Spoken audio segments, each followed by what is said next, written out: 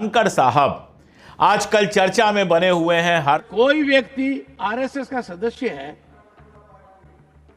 तो क्या ये अपने आप में अपराध है? मोदी जी के सामने ऐसे झुकते थे कि बस अगले राष्ट्रपति धनखड़ साहब ही बनने वाले हैं। नए नए योगासन निकले हैं, एक का नाम है चमचासन।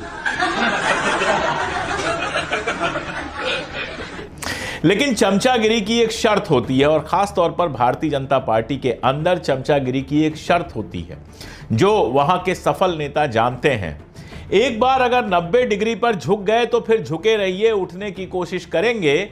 जरा सा भी ये दिखाने की कोशिश करेंगे कि आपकी रीढ़ की हड्डी है तो आपको दूध में से मक्खी की तरह निकाल कर फेंक दिया जाएगा। जब मैं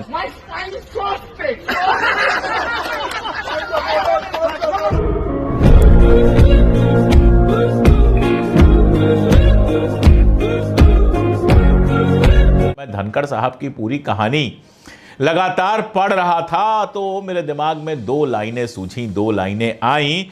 इतना झुके कि सर की टोपी सरक गई, सीधे हुए तो रीढ़ की हड्डी दरक गई। पहले तो 90 डिग्री पे झुके रहे, मोदी जी के सामने झुकते जाने की बात थी और धनखड़ लगातार इतना झुकते गए कि सिर की टोपी यानी जो शान थी, जो इज्जत थी, जो आत्मविश्वास था, जो सेल्फ रेस्पेक्ट था, वो सारा का सारा उनके सिर से, उनके ऊपर से गिर चुका था। वो सब उन्होंने खत्म कर दिया था। सारे नियम, कानून, कायदे सब ताक पर रख दिए थे। राज्यसभा ऐसे चलाते थे जैसे भारतीय जनता पार्टी के मेंबर हों। लेकिन इनकी एक जिम्मेदारी होती है कि ये पद से ऊपर उठकर अपना काम करें। सब करते हैं, आटे में नमक सब मिलाते हैं।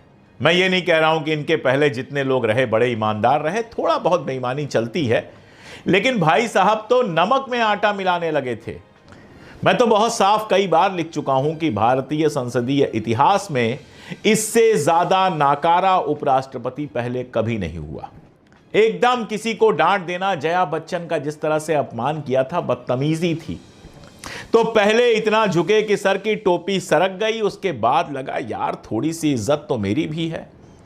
जब जरा ज्यादा हो गया, डांट वांट पड़ने लगी तो कमर सीधी करने की कोशिश की।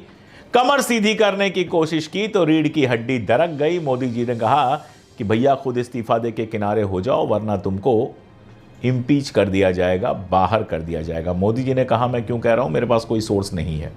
अगर धनखड़ साहब मेरे ऊपर कोर्ट केस करना चाहें तो मैं पहले ही माफी मांग लेता हूं कि मेरे पास कोई सोर्स नहीं है कि मोदी जी ने धनखड़ साहब से क्या कहा। लेकिन भारत में मोदी जी के अलावा किसके पास इतनी ताकत है कि वो धनखड़ साहब से इस्तीफा दिलवा दे।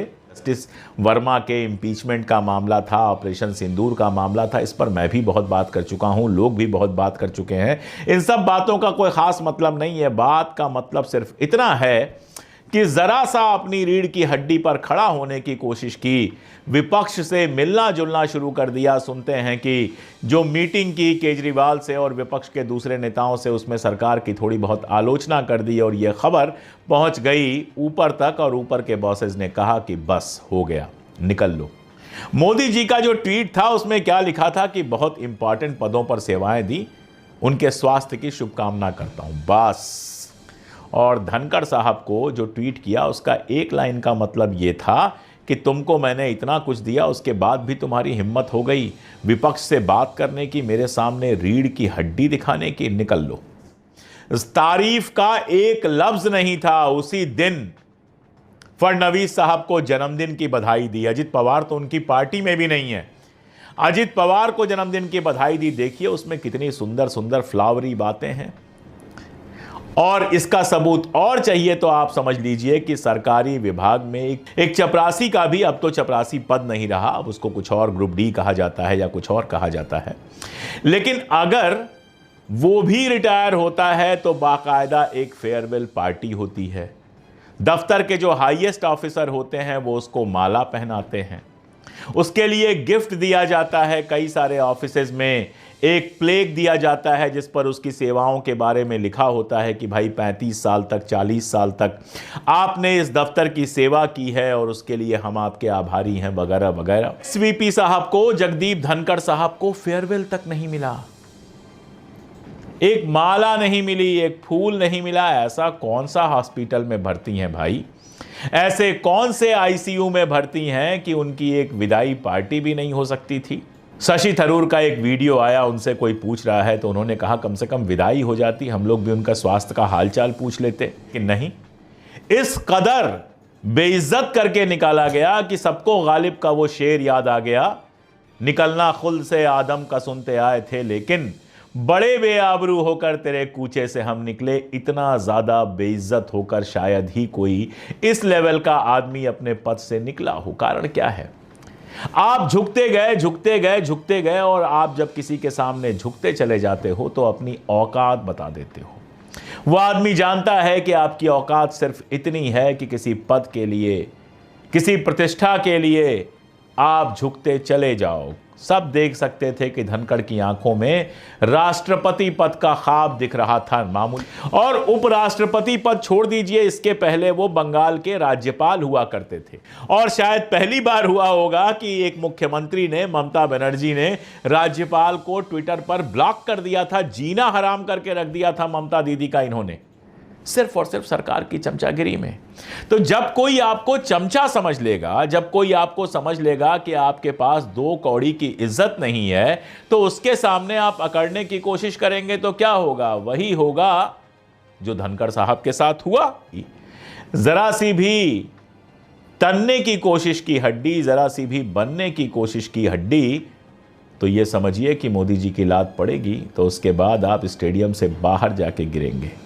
तो धनखड़ साहब स्टेडियम से बाहर हैं। जयराम रमेश कल बड़ा दुखी थे, उनको किसानों का मसीहा वसीहा बनाने की कोशिश कर रहे थे, लेकिन आज जो कांग्रेस के अध्यक्ष हैं मल्लिकार्जुन खड़गे, उनके ऑफिस के कोऑर्डिनेटर हैं गुरदीप सिंह सप्पल साहब, उनका एक लंबा चौड़ा बयान आ गया जो ख़त्म यहाँ पे होता है कि हमें उनसे कोई सहानुभूति नहीं है। और यकीन जानिए कि यही कांग्रेस का बयान है।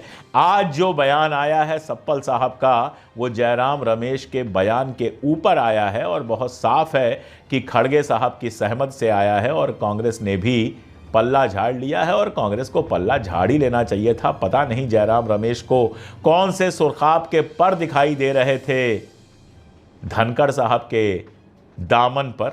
इतना ज़रूर किया उन्होंने कि कल रूबिया लियाकत को अपनी इज्जत बचाने का मौका दे दिया। धनखड़ के इस्तीफे पर बात करने की जगह उन्होंने बात किया कि विपक्ष क्यों बीमार हो गया है।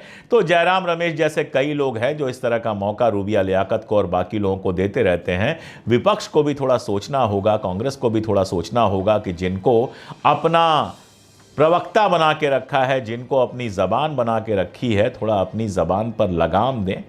ठीक है, आप एक लोकतांत्रिक संगठन हैं, लेकिन इस तरह के मुद्दे पर अगर जयराम रमेश जैसे लोग आकर दुख व्यक्त करते हैं तो उसका सिर्फ मजाक उड़ाया जा सकता है। आज जो सप्पल साहब का बयान आया है वही पहले भी आ जाना चाहिए था। हकीकत यह है कि धनखड़ के लिए उनका चपरासी तक दुखी नहीं है, कोई और क्या दुखी होगा।